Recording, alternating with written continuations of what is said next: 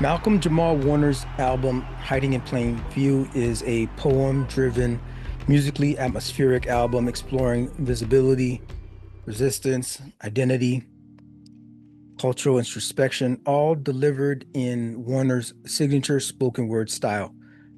So this project came out on back in 2022. It was Warner's fourth studio project, and it actually was nominated for a Grammy for Best Poetry Album in the following year, 2023. On the joint, you got 9 spoken word poetry tracks, total about 40 minutes listen. The project explores a variety of themes, from our experiences as Black folk, our identities as Black Americans, vulnerability, self-love. The title itself can be interpreted in multiple ways. So hiding in plain view.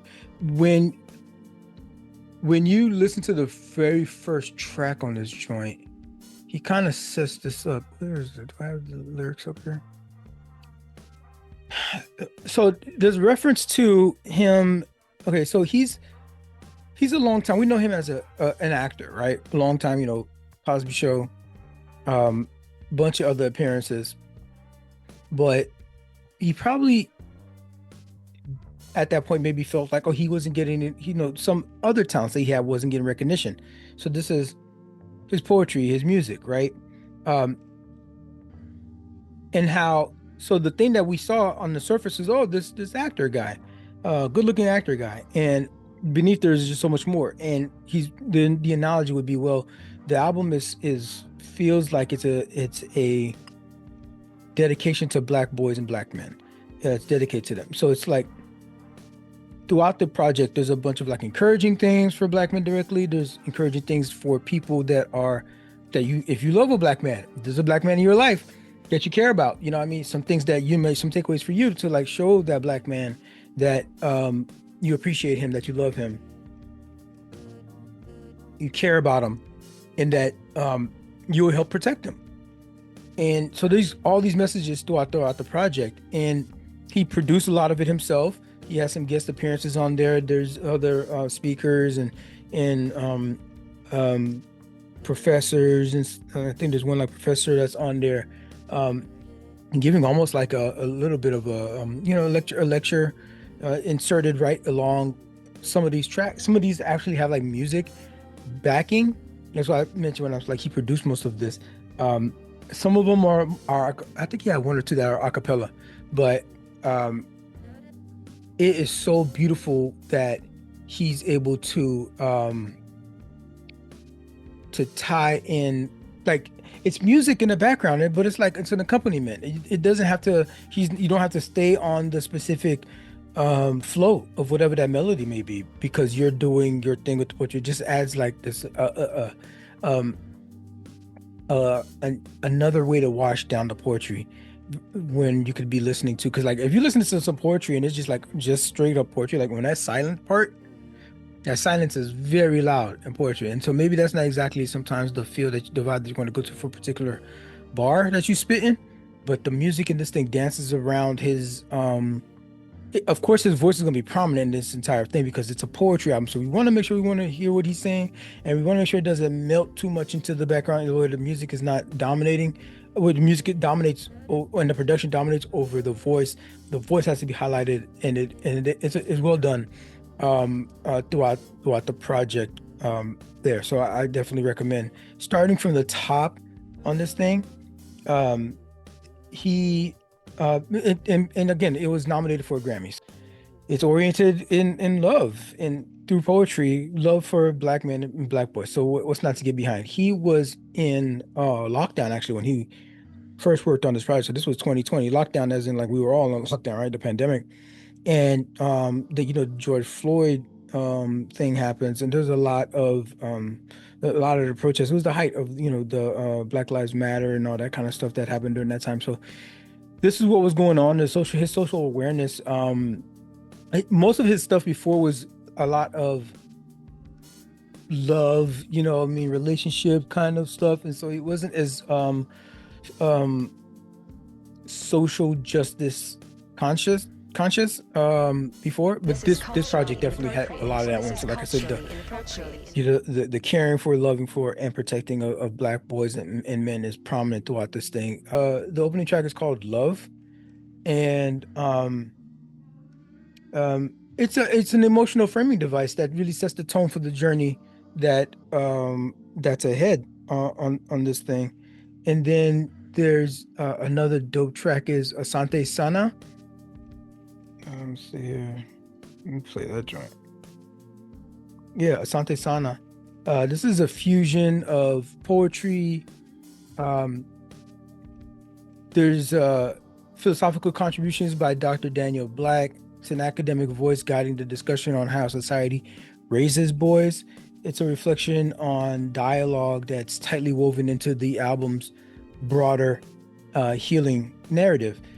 It's a pivotal track. So this is going to be 1, 2, 3, 4. This is the fourth track. Is pivotal in the helping to frame. Like I said, that love song thing sets the stage. This one is, I would say, would be, shows the arc of how he's imagining this project to go. It's very thought out stuff, just like every poem would. It's all intentional.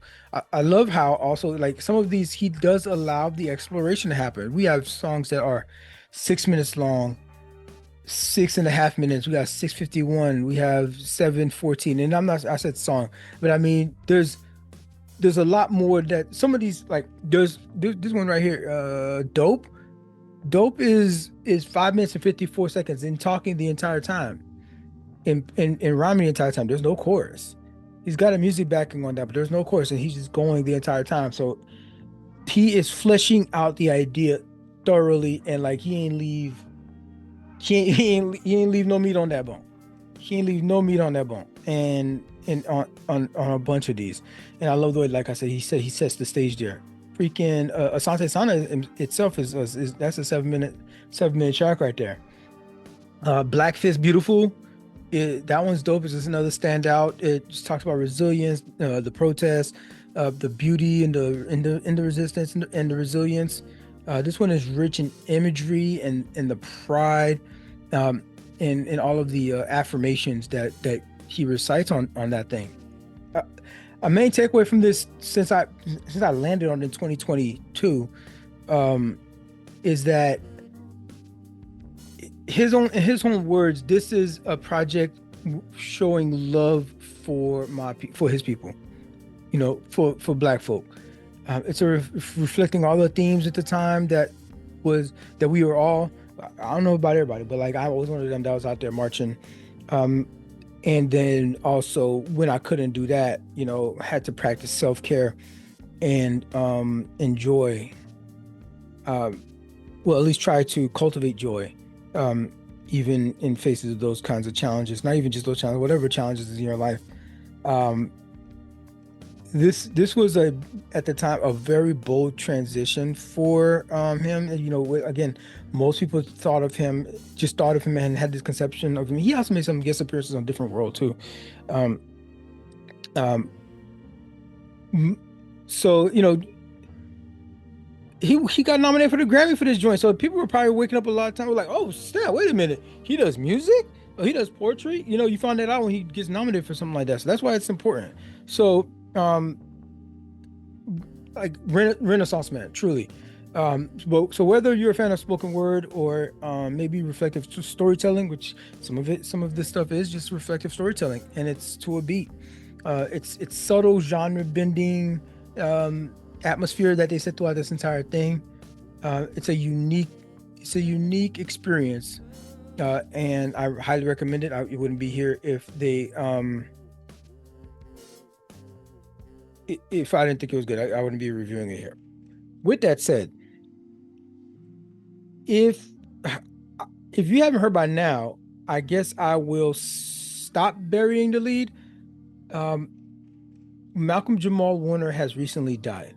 We were devastated to hear that Malcolm-Jamal Warner drowned while vacationing in Costa Rica. He was just 54 years old. He first became a pop culture icon as Theo Huxtable on The Cosby Show, and generations of Americans are feeling this loss because he was like everybody's brother. Yeah. The official cause of death, as they are reporting, is it was an accidental drowning. Apparently, he had gone out for a swim early in the morning, and with his daughter, and his daughter stayed on the beach while he went out to the water in a rip current or something. Like something got him. Rip currents were back and got him, and some surfer, I think, tried to help pull him in, and they did their best to try to resuscitate him on the beach. They worked on them for a minute, and they just, they called it. He died on the beach. That's crazy. You on vacation, man. You on vacation. You just trying to, with your kids.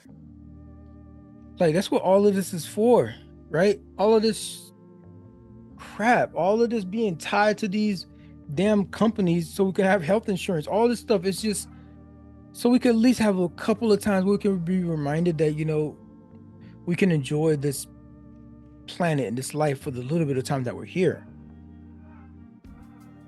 I can't just go for a swim and some random shit like that happens.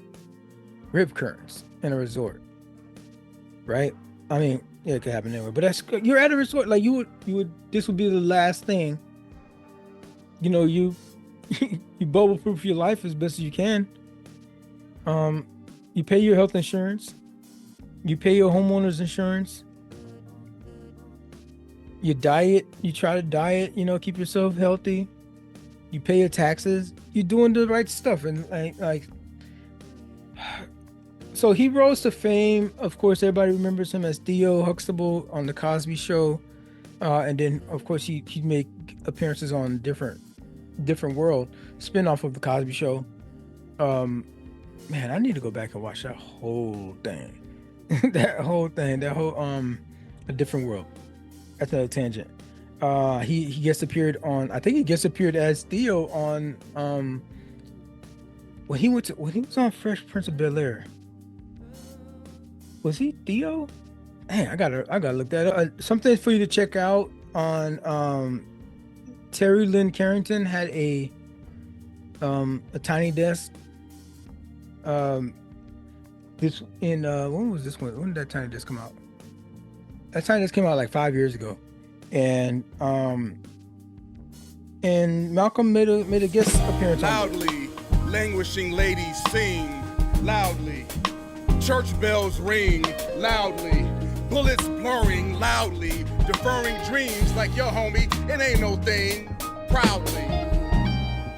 I'm kind of hit, I'm personally with his death. I was working on a book back then, and this was a poetry book. This is my third podcast. Right? I've had these podcast projects. I'm on my third project. My first podcast project was, I hate to say the word was, because I always feel like I can go back to it. But I do have a lot of the book that's coming out of it that I have to do. So I was working on a book from that project. It was going to be a poetry book. The Ekphrastic. So what Ekphrastic means is a dramatic reading or description of a piece of art. So whatever piece of art that you may see at a museum, imagine describing that thing with the vibes of that painting or that work of art. Imagine describing it with all of that to a blind person. How would you make them feel that artwork and sort of see that artwork, right? Or what my interpretation of what I thought the artist was doing. So it's a poetic way of describing art. And then I heard this album. I was like, oh, snap.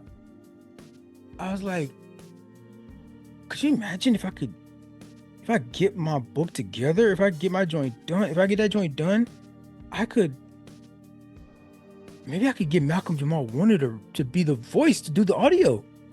And we could put out an album like this, like hidden in plain view.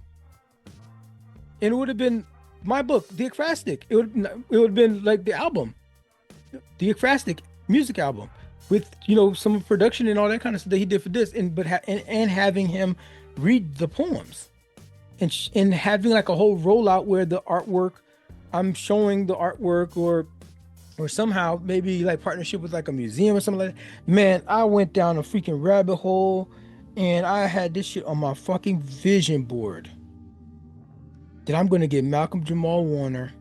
It's gonna start with that. It's gonna start with me completing this book. I'm gonna get Malcolm-Jamal Warner to read the audiobook. No, to put out an album. So I'm basically the writer. I'll be the writer, and he will be the performer of it all. If I was gonna have an album with Malcolm-Jamal Warner, that would be so dope. But then I got the idea for another book, a novel, a fiction that I'm working on currently, which means I put that other book to the side. I was about 60% on the way along with that book, but I was like, I got time. I got time. I could put this. I got this new idea. This new idea is burning. I gotta feed this beast, this creativity over here. The idea came, and it is flourishing. I'll give it. It is flourishing. Like this book, I just wrote the 17th chapter. That's crazy. I wrote 17 chapters of a book, and I have the whole rest of the book laid out. Like I know what I want to happen. I know how the story ends and everything. Like I am getting a little veered here and there. It's tough. I wrote 17 freaking chapters. Like I never thought, I thought about writing a book before, but that was just like such a casual fucking thing. And then I was like, hey, easy entry is the poetry book. It's, it's a shorter thing. You already got all the poems written because I used it. I prepared for the show. I wrote poems for the show. So I just got to organize it and put it all together and make it and present it in like at least a draft of it. And then like maybe publish like a couple copies or something like that. And then like being able to like present that to like, a pitch meeting with Malcolm-Jamal Warner. I put that shit to the side. I was working on this other book. I had time. Thought I had time. I could get back to it. He'll be around.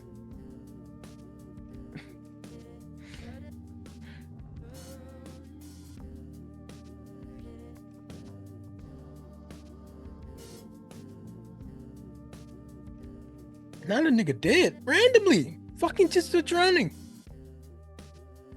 Just going for a swim.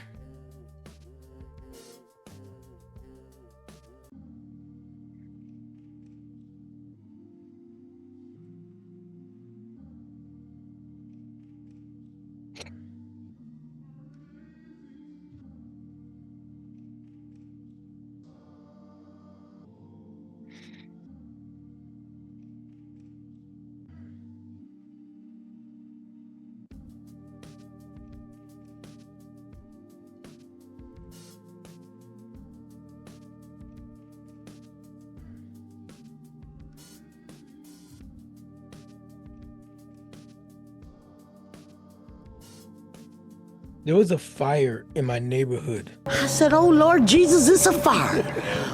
Then I ran out. I didn't grab no shoes or nothing, Jesus. I ran for my life. And then the smoke got me. I got bronchitis. Ain't nobody got time for that. Signs went off. I'm like, oh, damn it.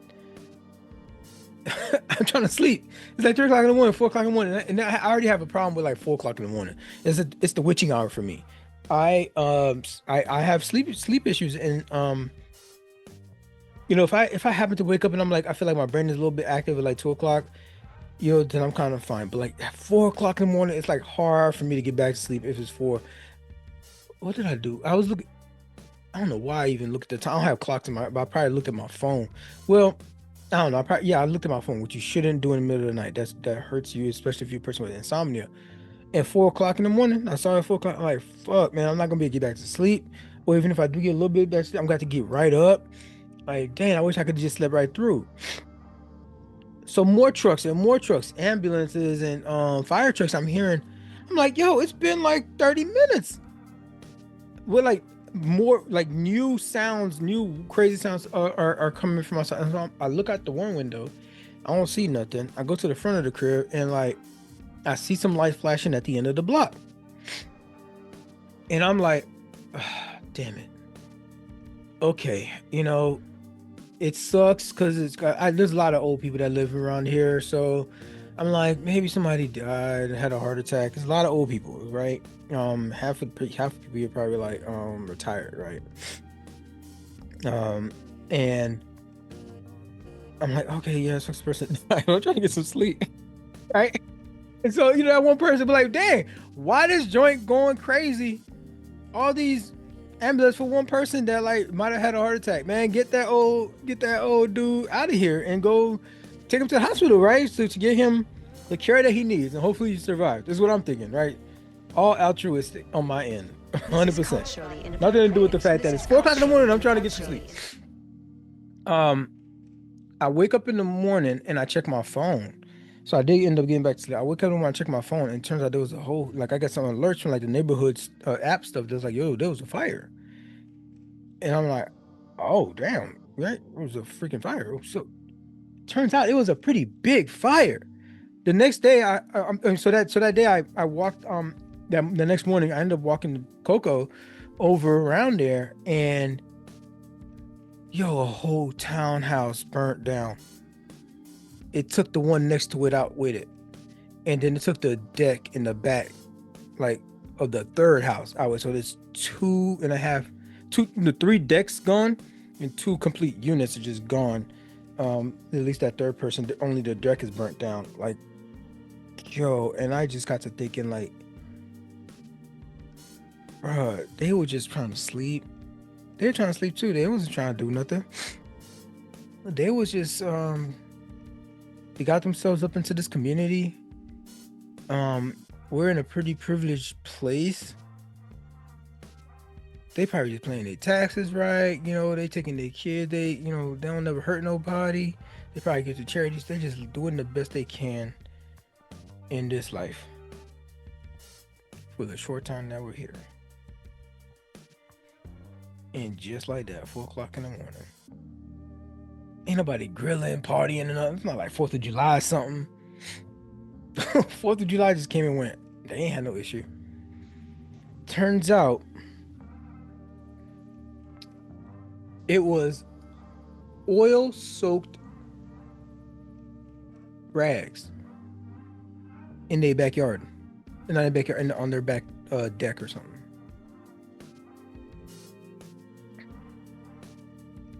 Yeah, no, that was it. That was it. You're probably wondering, what about Darwin? But wait, don't you do like a match or something like that? Was it arson? Nope. Spontaneous combustion. We're going to show you how it happens, tossing some linseed oil-soaked rags and newspapers into a box. That's exactly what Mike and Sherry Prentice of Cincinnati did. I had put it sort of folded on itself into a corner of the garage. Suddenly, they were fighting for their lives. There were flames shooting 30 feet into the sky. In our experiment, after just an hour, the linseed-soaked rags have reached 110 degrees. 2 hours in, we spot smoke. Linseed oil is safe for wood because you spread it out, but left on wadded-up rags or paper, the oil is so concentrated that it heats up as it evaporates. And it's been hot up here. It's been raining a lot, but when it's hot, it's hot. And apparently it's soaked up enough heat that it's so, like, the heat generated, because you just need oxygen, a fuel source, and a spark, fire, heat, whatever, right? It generated that heat throughout the day. And 4 o'clock in the morning is when I guess it decided to ignite itself. And took their whole life with it. Took a whole neighbor who ain't had nothing to do with it. It ain't my oil soaked rags. Nothing to do. So I know I'm doing what I'm supposed to do. See, the thing is, like, they might have known that you ain't supposed to do that with oil soaked rags, but that's why they don't do it. But the other people probably didn't know. They're probably doing some legit. They're probably refurbishing their house, 'cause, you know what I mean, for something or whatever. Oh Lord, man, you asleep at 4 o'clock in the morning, bro. What, like, what do I got going on there? Like randomly at 3 o'clock in the morning, some shit like that. Like a satellite could really, like, just drop on my house, just like a satellite. Fuck it. This shit is so goddamn random. Malcolm-Jamal Warner's legacy will live on in his work. And he is truly somebody that, you know, when they put in people's tombstone a life well lived, he earned that, and it actually means something. It actually can be true. So that's what I hope for all of us, is that we do what we gotta do while we're here, so that they don't lie on us when they write a life well lived on our tombstone. Abadigani, comrade. What, you still on that freedom shit? Oh, me? Well, you know me in this poetry. You'll still be on that weedum shit.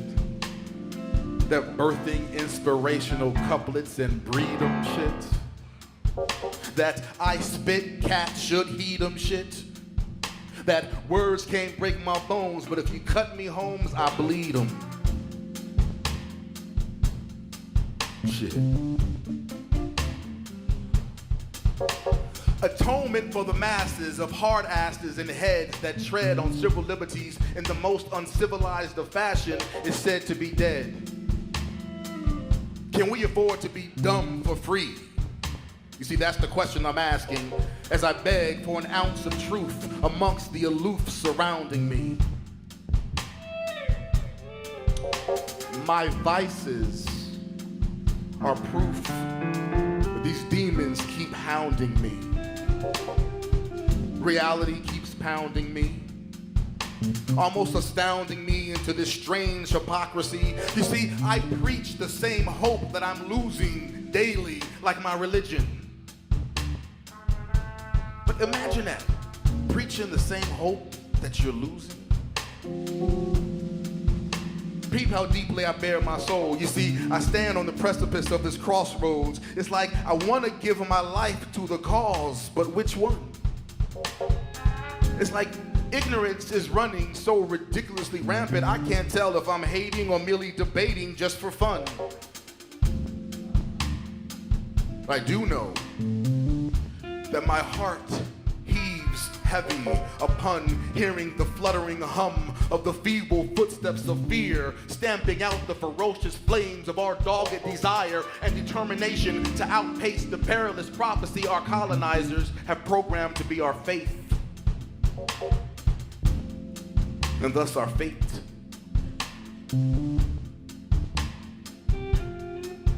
I know my soul writhes with anxiety aches. Lies no longer need disguise when they start looking like the truth. And how do we ignore the cries of ill-guided youth spitting dope bars of self-hate over beats that bang harder than strange fruit hangs? And her breasts hang, and her booty bangs harder than gun claps of rival gangs fighting over territory they don't even own. And in magic cities everywhere, she feeds her babies based on her ability to shake what her mama gave her because her pops was too busy breaking in his disappearing act to save her from these mean streets that eat the meek in one swallow. Lies no longer need disguise when the truth is viewed as hollow through the eyes that need it most.